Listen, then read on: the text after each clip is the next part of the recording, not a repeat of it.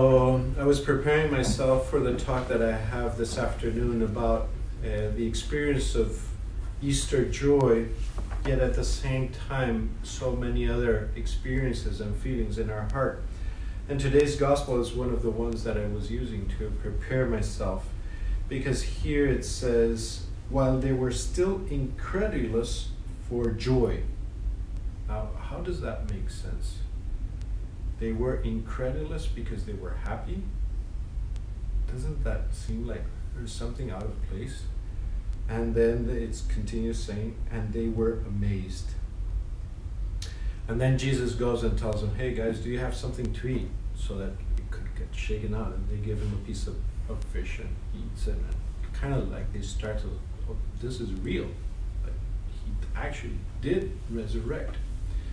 And I think this experience that obviously for them is extremely intense, for us can happen like, instead of like the COVID-19 curve like that, for us can happen like on a long, long time. That little by little in our heart, there are these feelings that are competing or coexisting, that on one side, we can be happy and joyful because Jesus has triumphed over sin and death and has brought life for us, and we have the possibility of eternal life after dying, and it's going to be all great and beautiful, and yet at the same time have the experience of solitude and fear and anguish and even anger. So I think as we meditate in this gospel, it just says how patient and at the same time how stern Jesus is, because he asks them, so why are you troubled? And why do questions arise in your hearts? Like, why don't you trust in me? Why don't you let my grace go into your heart? And obviously, there's no answer for that question. Jesus, you're the one who knows everything, so you probably know the answer to that question, because why don't I end up believing everything? It's like, good question.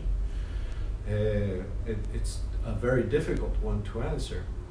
But it is beautiful how patient he is, how he asks them for some fish, he sits down and eats with them and all of that.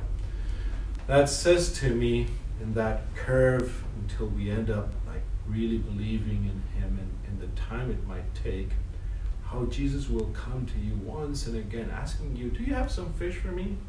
Do you have something for me? Do you realize that I'm real? And how maybe little by little that joy will come and conquer your heart, that you might believe in the resurrection of the Lord and the resurrection of all of us after death.